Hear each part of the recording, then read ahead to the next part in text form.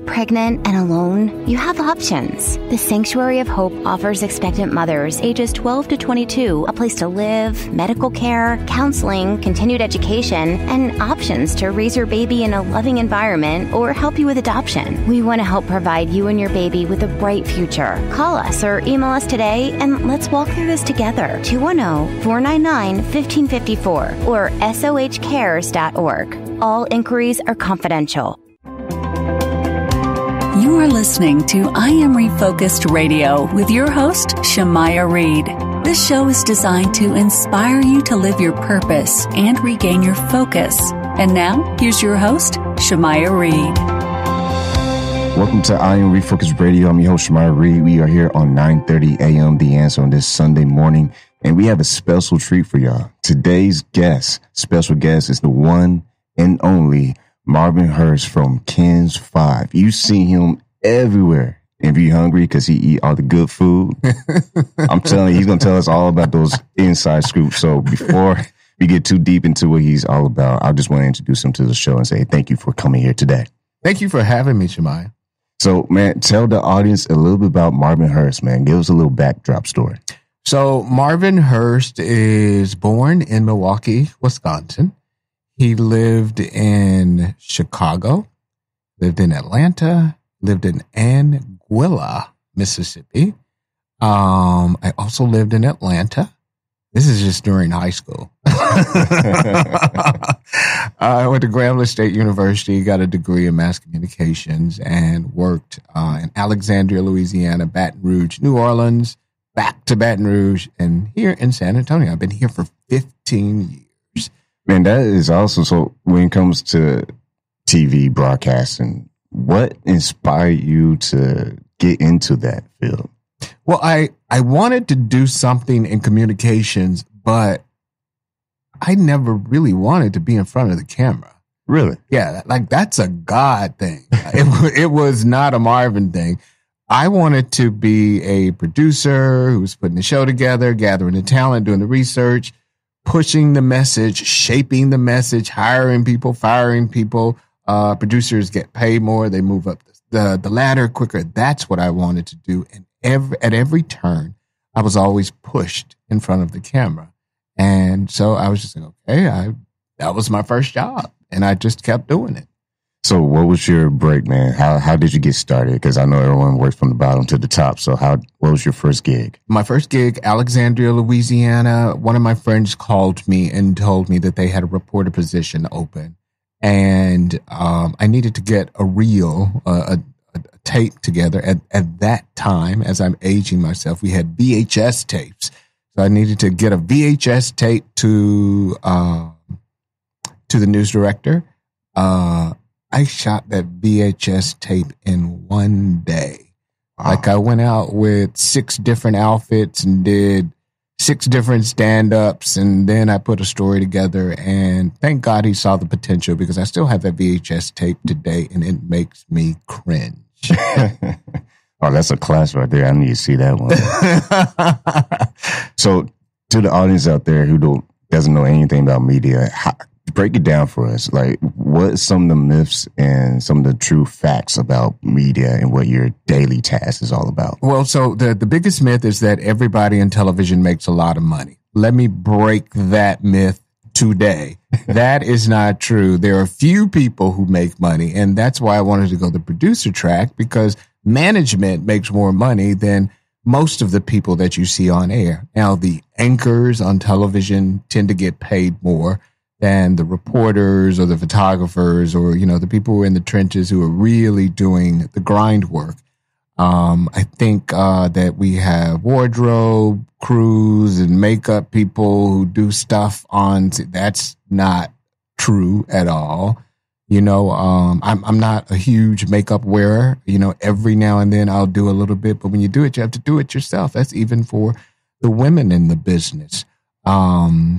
And I think the other thing is that, you shouldn't try to get into this business to get rich. It's a calling, more so than it is, let me get in here and, this TV thing, I want to be rich and get paid. That's not going to happen for a lot of people. So having the right mindset and knowing your purpose within your passion. And once again, you're listening to I Am Refocused Radio on 9:30 a.m. The Answer, talking to the one and only, I'm going to say legendary, all right? Mr. Marvin Hurst from KENS 5. He's breaking it down to us what his career is about and everything about broadcast. So tell us also what is like the daily routine? What's a typical day when you get up in the morning? I don't know that I have typical days. I try to plan, but then it's like the day laughs at it. Sometimes it agrees with it, but generally I build things on my calendar, stories that I have pre-planned to shoot. I have 2 franchises, which are segments, Kids Who Make San Antonio Great, Neighborhood Eats, which is the food, and I try to get those taken care of. Then, sometimes they pull me into the daily mix. In addition to that, I may have a special report that I'm working on, and that may take over several months of working and putting it together. In addition to that, I anchor on Saturday morning, so I'm working with the producer to make sure that we have guests for Saturday morning, and sometimes guests cancel. You know how that goes.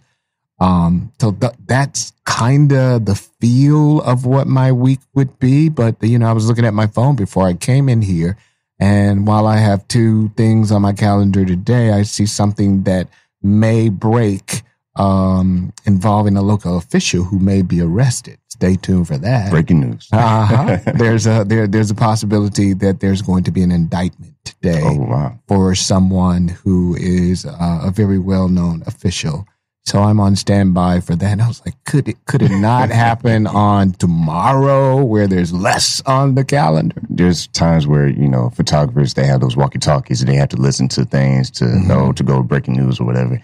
Does reporters have the same walkie-talkies, or do y'all work together? How break that down for us? I was a scanner hound because I wanted to take ownership of the story. And so, you're talking about the scanners, and we hear the police and emergency feeds and everything that's breaking in San Antonio. Well, the way that it is normally done is the assignment desk, which is the nucleus of the newsroom. They hear, okay, Marvin, there's a shooting at this address, and they give me information, and I go out there and I gather information. Well, with me having my own scanners, I can listen to that too, and be better informed by the time that I get to the scene. And once you get to the scene, we're going to paint this picture for the radio audience. What are the steps that you have to cover once you're at the scene and when you leave to go back to the station? Well, you got to get the basics. Who, what, when, where, and how. And then once you hear the basics of the story, that's for me. That's when I start looking for the humanity and what has occurred there.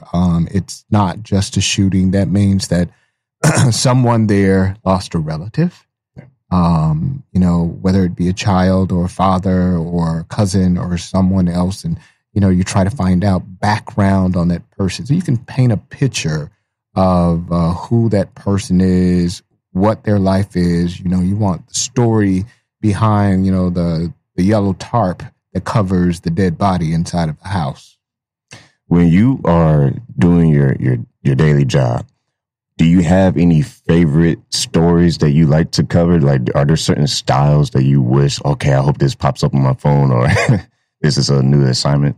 I'd love in-depth stories, and I think my newsroom everybody, hands up, will agree that those are the stories that I like to chase, stories that have more depth to them, where I can, generally in television, in 1:15 to 1:30 is what they give you for a story. It has to be special for it to slide towards 2 minutes or 2:45, or you have to be really good at it. So my standard when I hit a show, producers give me 2 minutes because they know I'm gonna make it worth it.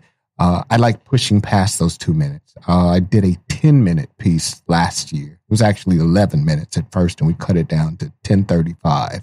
Done 6-minute pieces. Those are the stories where you can really, get a sense of what's going on with this person. as opposed to, just something that's a shorter version that has, some context to it. And once again, you are listening to I Am Refocused Radio. We're talking to Mr. Marvin Hurst from KENS 5, the legend, man, San Antonio, man. It's a pleasure to have him here on 9:30 a.m. The Answer, your host, Shemaya Reed. So once again, when it comes to breaking news, the daily task, the daily grind, that's hard. But breaking news happen, that's an art right there. How do you keep your cool and focus when you're doing breaking news? I have never known anything but to be cool. You know what I mean? You can't, it's not going to help you to be flustered, worried, or anything like that. If you're in control, then the viewers can trust you. They don't want someone who appears to be frazzled. So you have to be professional, and you just have to, keep your composure. I've been at scenes where in the middle of the live shot, there was a standoff inside of the house and the police just started shooting. You hear ta-da-da, ta-da-da, ta-da-da, ta-da-da in the background. And I just obviously, some sort of incident has occurred. We just heard gunfire. You just keep talking. Yeah. It does me no good to, start ducking. That's not going to be a good look. On YouTube. Right.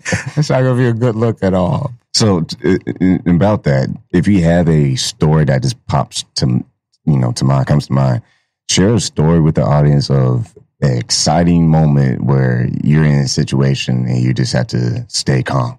I think the one that I just described is probably one of the craziest. I think the one that is on YouTube is the one where I was in Seguin chasing brush fires one morning, and we got to this. It's a plot of private land, but it's like about 20 houses or so. So we were focusing on this one house, and my photographer and at the time we had a satellite truck driver. They were shaking hands with one of the people who were affected. But when I came up, it was like something just snapped within him. And he was like, get off my property. So we moved the truck to another property. I climbed on top of the truck to show the fire damage to his property. In the middle of the live shot, he starts climbing up the truck. And he interrupts the live shot with the F-bomb, like live on TV. And then he attacks my photographer. So that one it is in tons of compilation reels. And every time that video comes up, I always say, I hate that video. I hate it. Oh, that's amazing. When you see how San Antonio has grown, I mean, from business to population, what's some of the exciting things that you're seeing in the city of San Antonio today? I think this city, first of all, it was not on my list. And when God said, come here, I'm going to make your name great, I followed that prophecy here and started living it out and started respecting the culture and the connectivity that people have here. And I'm watching this city grow by leaps and bounds every day. Some things here move at a snail's pace, and other things, move very, very rapidly here. I think San Antonio is a very well thought out city. They do everything very methodically here. I have no reason at this point, as a journalist and as a voter, to distrust my city government. Doesn't mean that I won't hold the powerful accountable, but I have no reason to distrust them. I think we're headed in the right direction. And once again, you listen to 9:30 a.m. The Answer. I'm Refocused Radio with your host, Shemaya Reed, talking to the one and only Marvin Hurst, multimedia journalist and Mr. Legend himself from KENS 5. What's some of the interesting people that he have met so far since you've been here in San Antonio? Because on a day-to-day basis, you meeting some of the top people to people in the community. What's some of the most that comes to your head? Some of the most interesting people you've met so far being here in San Antonio? Oh gosh, the list is really almost endless. I think with the new segment that I'm doing, though, I'm really quite taken with the with the stable of talent that we have in kids, from 3-year-olds who want to donate their, birthday stash to the fire department, to a 3rd grader who is doing a sock drive because, she feels in her heart that the kids at the children's shelter need socks, to a 13-year-old who's running a nonprofit that teaches math to 1,700 kids across the country. I mean, that is just, to think that we have kids who are positioning themselves in their lives so early, it just makes me think, what was I doing at that age, you know? So I am so impressed with the younger generation at this point, which is why I wanted to do that segment to highlight these kids and the things that they're doing in our community. What's some of the favorite events that you like to cover in different seasons? Oh, MLK is at the top of my list. That's just, it's almost like going to homecoming at Grambling for me. You know what I mean? Because you see everybody and it's just so many people. It's so diverse. It's so beautiful and peaceful. That's what I really like about it. I like, of course, the Grambling Scholarship Luncheon. I'm going to the Links Western Gala for the first time this year. I don't know how I keep missing that event, but I have. There are a number of events that I just absolutely. Fiesta is one of those events that I stayed away from initially because I was over Mardi Gras from Louisiana, and I was just like, oh no, I don't need another party. But I really got into Fiesta. And speaking of party, we all know San Antonio food is amazing. Mm-hmm. I can't do it justice with this interview if I don't ask you, what's some of your favorite types of food eaten here in San Antonio? Everything. I love it all. The only thing that I have sworn off is pig's feet. I had some pig's feet from one particular spot, and it sounded and felt like a good idea at the time. But 2 weeks later, when I was still tasting like those barbecue pig feet in my mouth, I was just like, okay, no more pig's feet. No, I don't care who makes it. You know what I mean? Yeah, I think I'll stick to ribs. Yeah. But when it comes to how you're building your legacy in broadcast and TV and journalism, there's young people listening right now to this show, from radio to podcasts. What words of wisdom will you give to anybody who aspires to be into multimedia? I would say go in and do the grunt work. You have to go through the process. You have to respect the process. Let me say that again. You have to respect the process. You just can't go in and demand that, you're going to be the anchor after you've been at a station for 6 months. I mean, you've got to establish your credibility and find out who you are and make your mistakes and find your voice. And then once you find your voice, you have to build your brand up and have people start trusting you. You have to get involved in the community. I think that I'm at a point in my career after being in media for 20 years where I used to be, a huge crime reporter. I wanted to be at every shooting, every sexual assault, every fire, that kind of stuff. So that has become something that I want to do less. If I never do a murder of the day again, I'm okay with that. I think I've done my share of that because I believe that the city is greater than that. Those things happen few and far between as opposed to it being the normal thing here. So choosing to highlight the positive things about this community is where I'm starting to make the turn and the shift with my platform. And once again, you listen to Marvin Hurst from KENS 5, the legendary here in San Antonio. Blessing this station, 930 AM, The Answer, with the show I Am Refocused Radio. Before we let you go, when you see San Antonio and you see how people have grown and you see the great stories that you mentioned with the youth, it's a new year, 2020. What is your vision? Because January is almost over. It feels like, 20-something days already flew by like that. What do you see for 2020? What's your vision? My vision, if I'm talking about personally for me, I don't know if y'all know this, but I announced on Facebook this morning that I am battling cancer again, stage 4 cancer. So my vision going into the new year is that I achieve God's vision. I believe through suffering. Sometimes there is great knowledge. And if I can suffer for God, if he can trust me with suffering through turmoil and trials and tribulations, then once I get through that season, that I'll be blessed on the other side. So it is certainly not something that I signed up for. I didn't say, Lord, send me on this one. But, it is something that I'm going to walk. And my vision is to go into this year and learn how to fight spiritually in warfare. I have to go deeper this year. It is beyond the faith.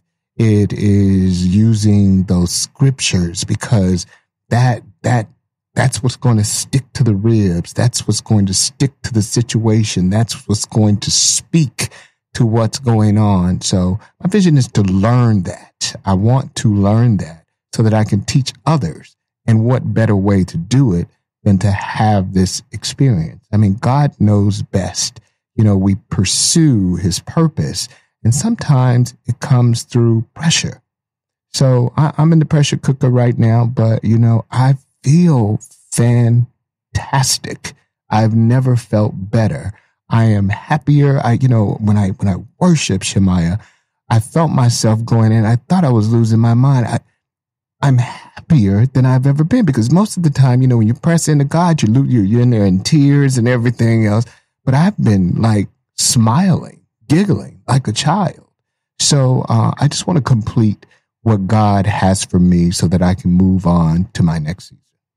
And speaking of being in that season and enduring that experience, anyone out there who might be dealing with cancer, before we let you go, I'm going to let you have the floor. And what words of encouragement will you give them? Because you seem like you're focused on not just your goals, but just being happy and being appreciative of life and the gifts that we have in this life. Talk to that one person that might be listening that needs some words of encouragement. I think that you need to surrender. I think you need to realize that it is not you who will win this battle. It is God who will help you win this battle. And in order to win, you have to give up everything. I mean, just that you will feel the release of surrender when you reach there. And you shouldn't wrestle with it. You shouldn't fight with it. You shouldn't lean on your own understanding. You should give it to God. That's why he's God. I mean, he is undefeated. So why would you, who may have a 50-50 chance or a 60-40 chance or an 80-20 chance, why would you fight it instead of giving it to the champ? You know what I mean? So that would be number one. Number two is that your faith will heal you. You have to believe. You don't have time for doubt. You don't need to make room for doubt. Number three is that you have to be careful of who has your ear, because those people will plant seeds inside of your body that will harvest into things that just shouldn't be there. And number four, get in your word. Get in your word. Read that word. I mean, those are the healthiest carbs that you can ever put in your body. They're going to feed your spirit. They're going to feed your life. It will feed others. So that's my advice. Man, I don't even know how to follow that up, but I'm just going to say, keep it simple. When you are faced with a challenge and you don't give up, that separates you from the masses. And everyone has a gift. It's up to them to use it. When you are seeing, back to young people, because I feel I'm being tough to talk to the young people. When you see the young people growing up, what would you tell that one person who is trying to find their purpose, trying to find their gift and their talent? What would you tell them that they need to do in order for them to be successful? I think you need to spend some time in a quiet place and listen to God. You know, many times we pray and worship and we don't spend the time to wait, to hear and to listen. You have to condition yourself to hear what the Spirit is speaking to you. And you will find it. it will happen to you. There will be a situation.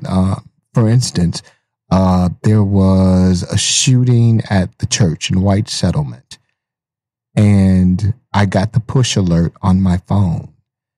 In that moment, I knew that I did not want to be a journalist. I knew that I wanted to be on the other side. I wanted to be out there helping people. I wanted to help people heal. That's when I knew that was my purpose. Man, this show, all I can say is please share it with 10 people and share it with more people, because that story right there is what we needed all to hear today. And once again, I want to thank Mr. Marvin Hurst from KENS 5 taking time out his busy schedule.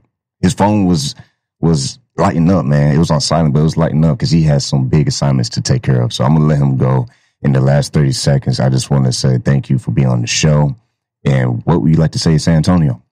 I love the city. I can't imagine my life without it. I grew up in this city as an adult. It has really transformed me. I am so happy that God brought me here. And this place will always be a special place. It will be a place that I will always call home. And once again, like we say on every single show, keep God first, stay focused, and peace.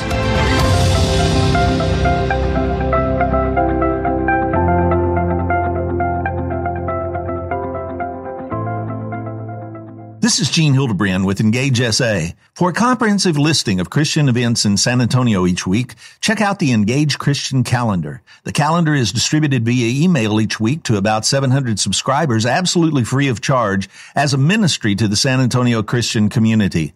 To subscribe, go to Engage SA on Facebook and click the button for email list. Or you can find the calendar posted on Engage SA as well as 17 other group sites. I'm Gene Hildebrand. Engage.